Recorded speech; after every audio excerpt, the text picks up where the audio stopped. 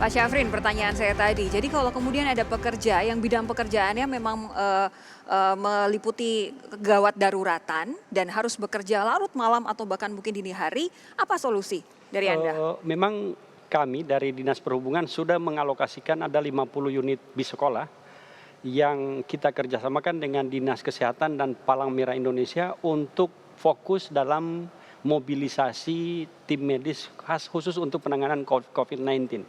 Jadi mulai hari ini sudah dilakukan dan kemudian terus ke depan kita akan support. Kami total ada 176 bis sekolah yang bisa kita optimalkan untuk pelayanan tim medis.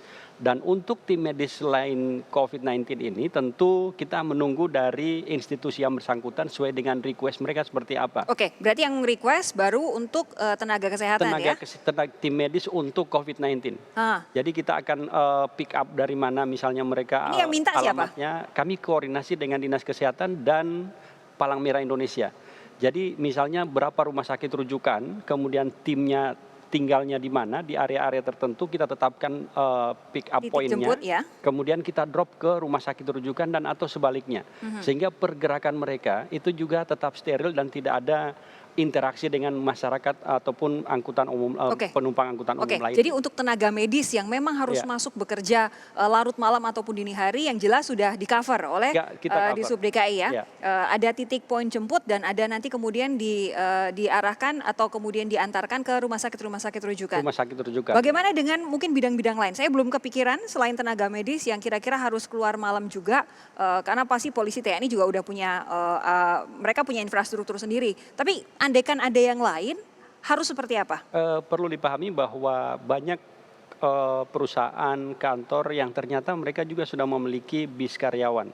Dan biasanya ini yang dioptimalkan. Sebelumnya memang ini yang tidak dijalankan dan kita harapkan jika masih ada kantor ataupun perusahaan yang tetap buka misalnya dari pagi dan membutuhkan mobilisasi, maka agar menggunakan kendaraan karyawannya dengan prinsipnya adalah tetap menjaga jarak aman antar penumpang.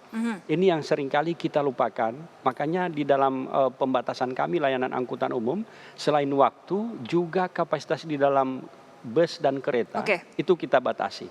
Begini, kalau misalkan saya bayangkan kalau ada kemudian orang yang sakit gawat darurat, pasti menelpon akan mencari ambulans terlebih dahulu untuk menuju ke rumah sakit. Tapi andaikan, misalkan saya tiba-tiba tengah malam merasa ada yang tidak beres dengan badan saya, tapi saya tidak punya kendaraan pribadi, apakah berarti solusinya hanya menggunakan kendaraan umum yang personal? Terhadap pasien yang memiliki ciri-ciri COVID-19 itu bisa menghubungi call center kami 112 dan 119 atau ada nomor handphone di sana dan langsung tim medis yang akan jemput.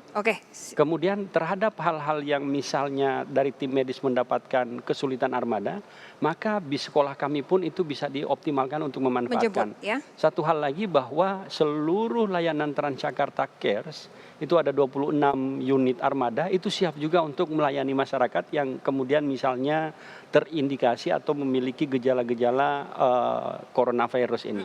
Dan kami siap untuk memberikan layanan seoptimal mungkin sehingga tidak terjadi hal-hal yang tidak diinginkan dan langsung ditangani oleh tim medis. Hanya untuk DKI Jakarta saja atau juga kota-kota penyangga? Karena kalau KRL ini kan rutenya kan tidak hanya di DKI Jakarta saja. Saat ini yang kami kerjasamakan dengan Palang Merah Indonesia, 50 unit bis sekolah ini saya dedikasikan untuk seluruh Bodetabek. Jadi tidak dibatasi oleh wilayah administrasi lagi karena kita pahami ada rumah sakit rujukan yang di luar Jakarta dan otomatis itu perlu mobilitas yang tinggi untuk penanganan tim medis maupun pasiennya. Jadi saya ingatkan lagi pemirsa, kalau kemudian Anda merasa ada yang gawat darurat dan harus dijemput oleh tenaga medis, silakan kontak 112 atau 119 semaksimal mungkin akan dibantu oleh Disub ya. Untuk layanannya tetap di bawah Badan Penanggulangan Daerah, tetapi kami siapkan transportasinya secara masif. Gini, saya mau ke Bu Ana Purba lagi. Bu Ana masih bersama kami ya? Iya. Bu Ana begini, tadi itu ketika iklan ada pemirsa Kompas TV yang menelpon. Ini kami memang tidak membuka interaktif, tapi ada yang menelpon kemudian sedikit komplain. Kenapa justru di saat-saat seperti ini angkutan umum tidak dibuat 24 jam saja sehingga kalau terjadi sesuatu yang urgent begitu tetap masyarakat bisa menggunakan transportasi umum walaupun mungkin ada social distancing yang jadi pembatas.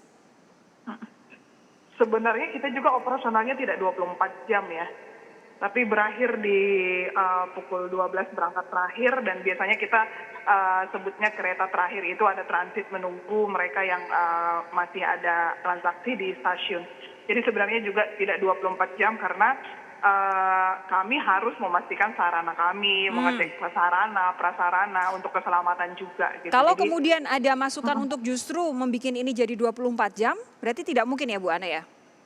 Kalau untuk saat ini kami belum ada operasional sampai 24 jam. Tapi kalau misalkan itu sudah menjadi kebijakan nasional, pasti untuk pengecekan prasarana dan sarananya itu harus perlu dipertimbangkan. Saya harus tanyakan, silakan Bu Ana.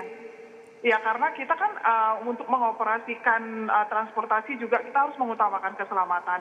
Prasarana kita harus kita cek kan. Kita hanya punya waktu 2-3 jam untuk membersihkan 1.100 KRL, memastikan sarananya handal, prasarananya. Jadi sebenarnya kalau untuk mengoperasikan 24 jam ya kita harus melihat kehandalan itu. Oke, kalau dari Pak Syafrin? Pesan kami adalah bukan layanan yang transportasi dimasifkan, tapi justru kita ingin memberikan pesan kepada seluruh masyarakat Jabodetabek bahwa sudah saatnya Anda berdiam diri di rumah. Perlu diingat berdasarkan pengalaman banyak kota, banyak negara, alat transportasi itu menjadi tempat penularan yang masif. Karena di sana tidak ada batasan, semuanya sangat terbuka, apalagi di dalam ruangan tertutup ber-AC.